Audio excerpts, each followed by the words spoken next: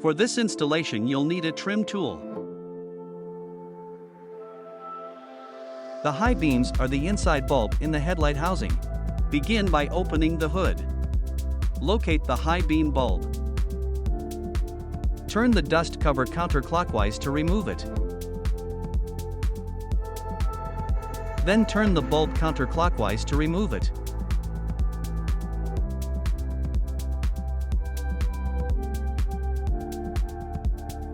Use the trim tool to pull out the tabs on the plug and pull it off the bulb.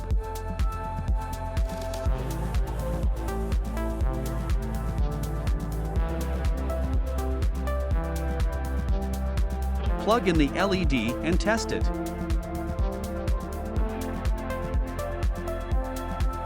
Remember to align the 3 tabs upon installation.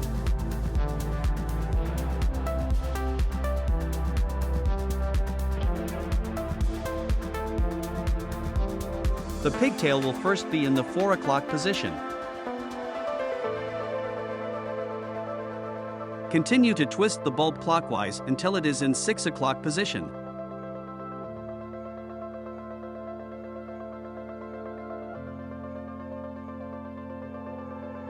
Replace the dust cover and turn it clockwise.